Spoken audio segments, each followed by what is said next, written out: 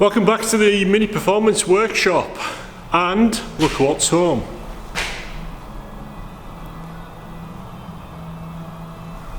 Yep, it's the shell for the B20 project. So what I plan to do today is just have a quick walk around it. We just brought it back from storage today. I've given it a clean out and hoover and chuck out various bits of crap that were inside it. So let's have a look at the panels and try and get an idea of how bad it is, if that makes sense, or how good it is, which would be even better. So here we have the bare body shell sitting on its bogie. As you can tell, it's had the front end, or the front bulkhead, you can see it there in front of my finger, modified to provide clearance for the plenum chamber, etc. on the Honda engine. Whether that hole is the correct dimensions or shape or anything is anybody's guess. I have no idea. I'm always in two minds about modifying the bulkhead to that extent. In reality, you shouldn't really be modifying the bulkhead, but I know it's sort of a means to an end, and obviously I don't know how well it's been done. Whether I keep that bulkhead box or put a standard section of bulkhead back in and do throttle bodies, I don't know, but it would make more sense financially to keep that, because I've already got the plenum chamber and all the normal Honda bits and pieces. It's had a clubman front, which is lying on the floor in front of it. It's been chopped off recently. It has been fitted properly with the correct inner wings. As you can see by the shape of the join here, it's had a proper clubman inner wing fitted, and obviously you can see it on the front panel there. It's just been chopped in a line down the wing, and the remainder of the wing is on the air panel there, so that'll need unpicking. I was sort of hoping I'd be able to use these wings again on the front end, but I'm not entirely sure that's going to be possible now, because obviously they're being cut. If that's the case, I can't use them. We'll have to get some new wings. We've got the new inner wings, which we're going to have to cut in sort of this area to clear the subframe, which we've done before on Christopher's car. And then the rest of the front end is pretty solid, to be honest.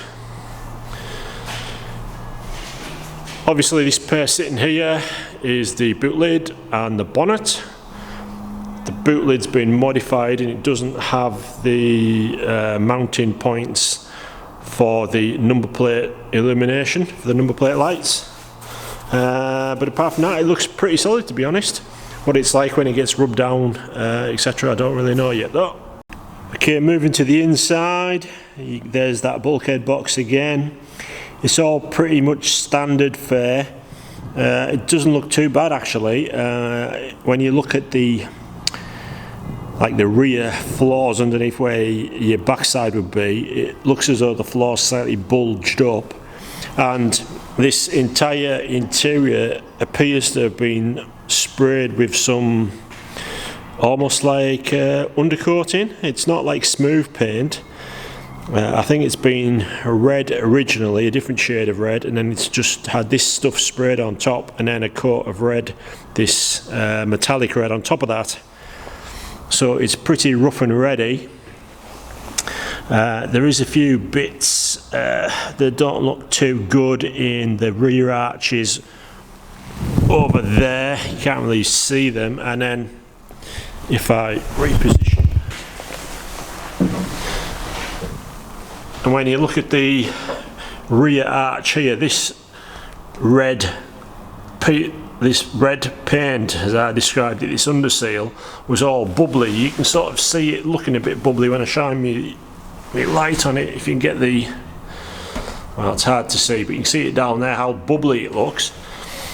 And basically I spent 2 minutes and picked that all off, picked at the bubbles with a penknife, and it all came back to the primer. You can see the original red there, and then this sealant, this spray stuff on top of it. It's almost like a mastic, and then the red paint on top of that. And it's the same over the other side, but not as bad. And on the other side, in the actual door pocket that's down there, you can see the inner sill just there doesn't look too happy. So that's going to need a bit of investigation. At the moment I'm obviously just waiting for everything to dry out because it's got wet coming home. You can still see the damp in the floor over there, and this staining on the floor is just debris from bodywork that was on the floor, and it's got wet and gone rusty. The actual floor itself cleans up quite nicely, so it's not looking too bad in here. It is going to need some work on the rear arches. As you can see, the actual roof, the doors, the quarter panels, the actual scuttle panel and that all look pretty good. Moving around to the back, parcel shelf looks alright, no signs of water ingress and holes, etc. But the boot is a slightly different story. When you look in here, again, it was all bubbly in this paint material on the rear arches, and I scraped at that again with the penknife, and there's a hole. If I shine my light underneath, you can see the hole in the corner. And then there's a hole up there as well, which we knew about straight off. It almost looks like somebody's had an angle grinder blade and just attacked the rear arch for some reason. The rest of it doesn't look too bad. A little bit of corrosion in there. Again, that's mainly surface rust with rubbish that's been lying in there and got wet. And this side is again evidence of, how can we put it nicely, less than perfect repairs. All that grey stuff is mastic over patches that aren't particularly very nice. And again, as you can see there, a couple of minutes with a penknife and all that paint just pops straight off. There's some sort of nastiness up in the top corner there. I can't really see it very well. I'm not sure if it's where there's a repair or it's been burnt or fixed underneath, but I'm going to have a look under there next.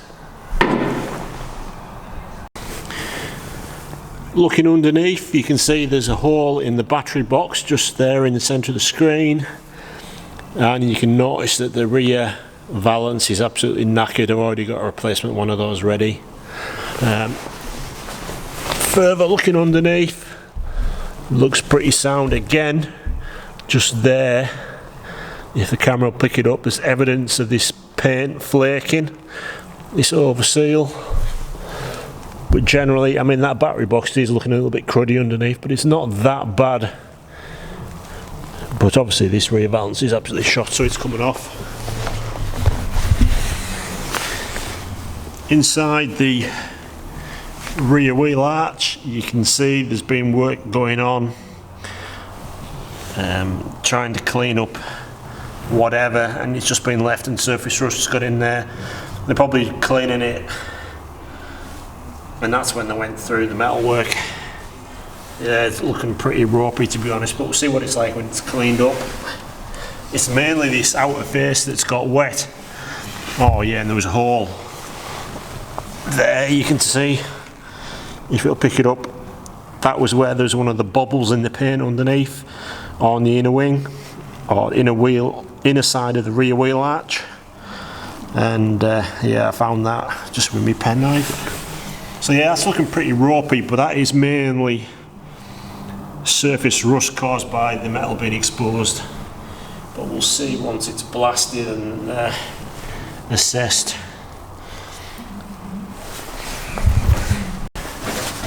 Moving round to the near side rear wheel arch. Again, you can see the same stuff, it's been patched. There's evidence up there of it being on fire. I would have said maybe some welding's been happening and it's caught fire. So obviously pretty black and horrible. Yeah, you can see the hole there. That's the hole that you can't really see from the inside.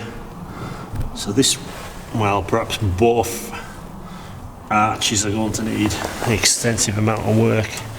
Closing panel looks alright, but obviously, yeah, and then you look down there and that looks alright as well. Yeah, I can't really see the underside because it's sitting on a bogie at the moment, but the sills and the door steps are pretty solid. There's a tiny bit of corrosion just in here where it's flaking off, water's got underneath it. That'd probably clean up with blasting, I would have thought. Yeah,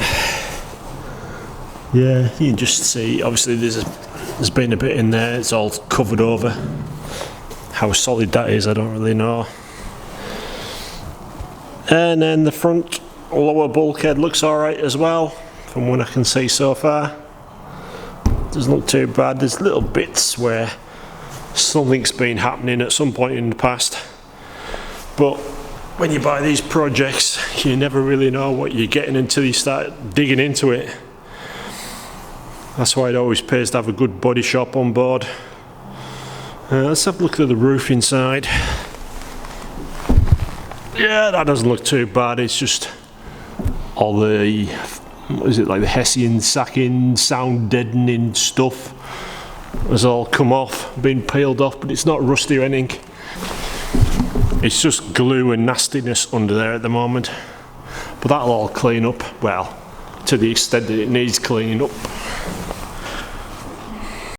Okay then, so that's it for today. A very quick walk around of the Clubman Shell, or Clubman Shell as to be. I think at some point it's been an MPI or something of that sort of vintage. It's very hard to tell underneath all the layers of paint and repairs and patches and whatnot. Yeah, next job really on it. I think we just need to finish letting it dry out inside, get it cleaned up a little bit more, rub down, find any more bad points on it. Have a dig around in the rear arches and see just how bad it is underneath all that crap, and just make a plan to go from there. Obviously it'll go for blasting first, and then that will dictate the amount of panels that we're going to need that we're not aware of. I think really the only panels that I don't have that I think I'm going to need is possibly those rear arches, those rear wheel arches, and the wings. I don't think these wings are going to be rescuable. I can't see how you could fit them neatly anymore without the lip that fastens onto the air panel. So, right, that's it. Next video will be back on Austin, which is there next to me, working on the Half Moon Seal. So it'll be Half Moon Seal Part 2. I did work on it yesterday. I got about an hour on it in between getting stuff ready for today's trip, and I finished getting all the sealant out between the gearbox and the block. So the next job will be to put the new Half Moon Seal in and then start rebuilding. But that's it for now, and I'll see you on the next one.